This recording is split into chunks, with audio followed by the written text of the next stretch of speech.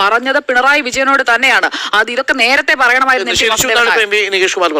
എന്തോ M D നിഷേധിച്ചു എന്ന് കൈരളിയും ദേശാഭിമാനിയും പറയുന്നതാണ്.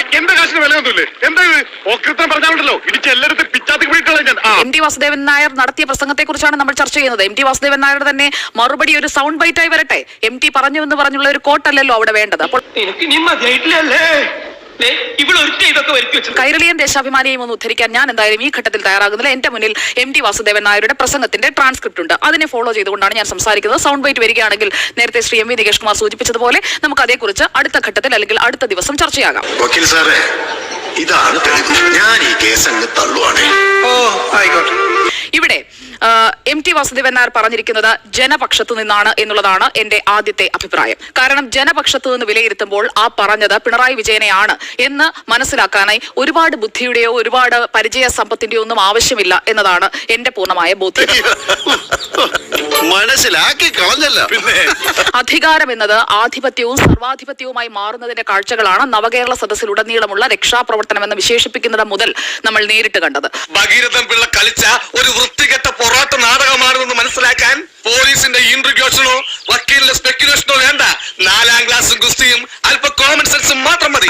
എതിർ ശബ്ദങ്ങളോടുള്ള അസഹിഷ്ണുത അത് പിണറായി വിജയനുണ്ട്. കെ ശൈലജ കുറച്ചു സമയം കൂടുതൽ പ്രസംഗിച്ചപ്പോൾ അവിടെ അരങ്ങേറിയത് അതിന് വിശദീകരണമൊക്കെ പിന്നീട് വന്നെങ്കിലും അസഹിഷ്ണുത എന്ന് പറയുന്നത് പിണറായി വിജയൻ ഇല്ല എന്ന് പറഞ്ഞു കഴിഞ്ഞാൽ അങ്ങനെ പറയുന്നവർ വിഡ്ഢികളുടെ സ്വർഗത്തിലാണ്.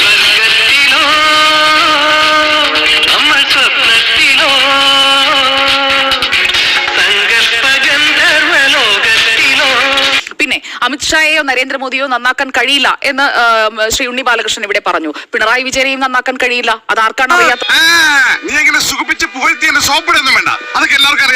അങ്ങനെ നന്നാക്കുക എന്നത് നമ്മുടെ ഉത്തരവാദിത്തമല്ല. തെറ്റുകൾ ചൂണ്ടിക്കാട്ടുക എന്ന ഉത്തരവാദിത്തമാണ് എം ടി വാസുദേവൻ നായർ ഇവിടെ നിർവഹിച്ചത്.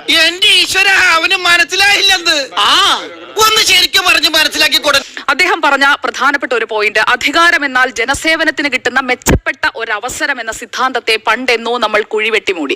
റഫറൻസ് കൃത്യമായി EMSലേക്കാണെന്നേ. 100% ഞാൻ യോജിക്കുന്നു. പിന്നെ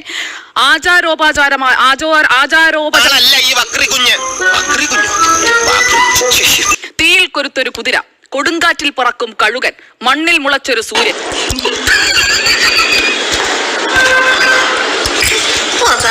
അങ്ങനെയുള്ള വ്യക്തിപൂജകൾ പി ജയരാജന്റെ കാര്യത്തിൽ വരുമ്പോൾ അതിനെ തള്ളിപ്പറയുകയും മുഖ്യമന്ത്രി പിണറായി വിജയൻ ആകുമ്പോൾ ഇരുന്നു കൊണ്ട് പിണറായി വിജയൻ ദൈവമാണെന്ന് പറയുന്ന വീരാരാധനയുടെ വാഴ്ത്തുപാട്ടുകൾ പറയുന്ന ഒന്നിലധികം നേതാക്കളെ ഈ സമീപകാലത്ത് തന്നെ നമ്മൾ കണ്ടു കഴിഞ്ഞല്ലോ. ആ പൈസക്കാരൻ നിക്കറിട്ടാൽ അത് ബർമൂഡയാകും, ഈ പാവപ്പെട്ടവൻ നിക്കറിട്ടാൽ അത്